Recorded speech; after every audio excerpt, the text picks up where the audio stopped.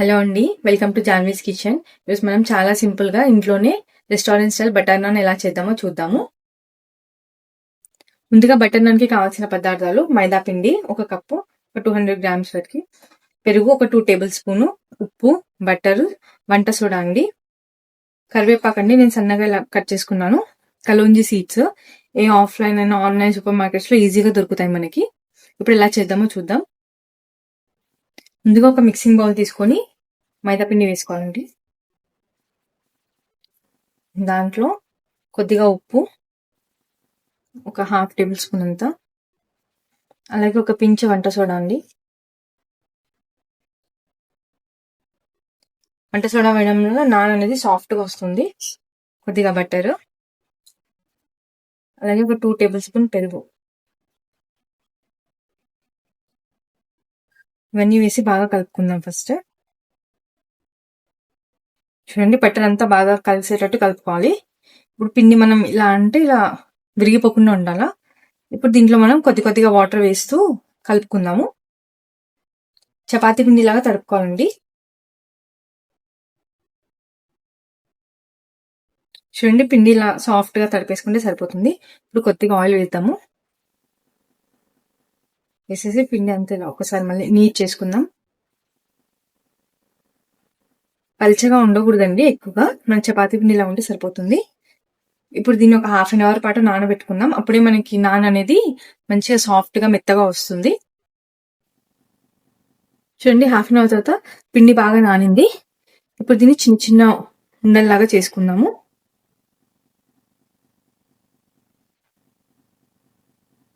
ఇలాగ అన్ని చేసి పక్కన పెట్టుకుందాం. ఇప్పుడు నాన్ ఎలా చేద్దామో చూద్దామండి. ముందుగా కొంచెం పొడి పిండి వేసుకొని మైదా పిండి దీన్ని ఇలా మెల్లగా నొక్కుకుందాం.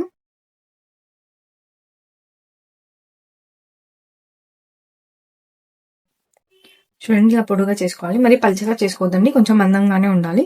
ఇప్పుడు దీనిపైన మనం ముందుగా కట్ చేసి పెట్టుకున్న కరివేపాకు, కొన్ని కలోంజీ సీడ్స్ అండి ఇలా వేసేసి మళ్ళీ ఒకసారి ఇలా ప్రెస్ చేసుకోవాలి. మరి గట్టిగా కాదు, అవి కొంచెం అతుక్కునే విధంగా ప్రెస్ చేసుకుంటే సరిపోతుంది. చూడండి, ఇలాగా చూడండి. ఇలా చేసుకున్న తర్వాత ఇప్పుడు దీన్ని ఇలా తీసేసుకొని ఉల్టా వేసేసుకొని వాటర్ అద్దుకోవాలండి మొత్తము. దీనికి ఇలా వాటర్ అద్దుకున్న తర్వాత దీన్ని పెంక మీద వేసేసుకుందాం. ఆల్రెడీ నేను ప్యాన్ పెట్టుకున్నాను, ప్యాన్ వేడెక్కింది. చూడండి, ఇలా పెంక మీద వేసేసుకుందాము. హై ఫ్లేమ్ లోనే కాల్చుకోవాలండి ఇది.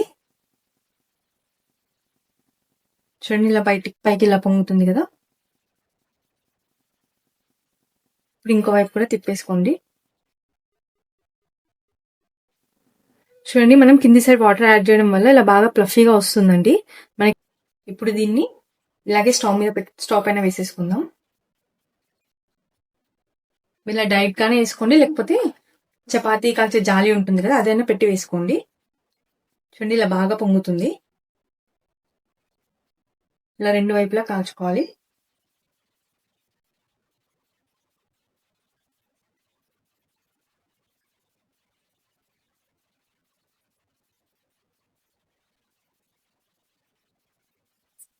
అంతే అండి, దీన్ని ఇప్పుడు ఒక ప్లేట్లోకి తీసేసుకుందాం. చూడండి, అన్ని ఇలా చేసేసుకున్నాం. మన బటర్ నాన్ రెడీ అయిపోయింది.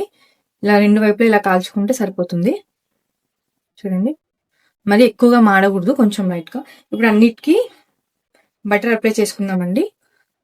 నేను బటర్ మెల్ట్ చేసి పెట్టుకున్నాను ముందుగానే. నాన్ అనేది వేడిగా ఉన్నప్పుడు అప్లై చేస్తేనే బటర్ ఫ్లేవర్ అనేది బాగా తెలుస్తుంది, అలాగే ఎక్కువసేపు సాఫ్ట్గా కూడా ఉంటుంది. 2 వైపులా మొత్తం అన్నిటికీ అప్లై చేసుకుందాం.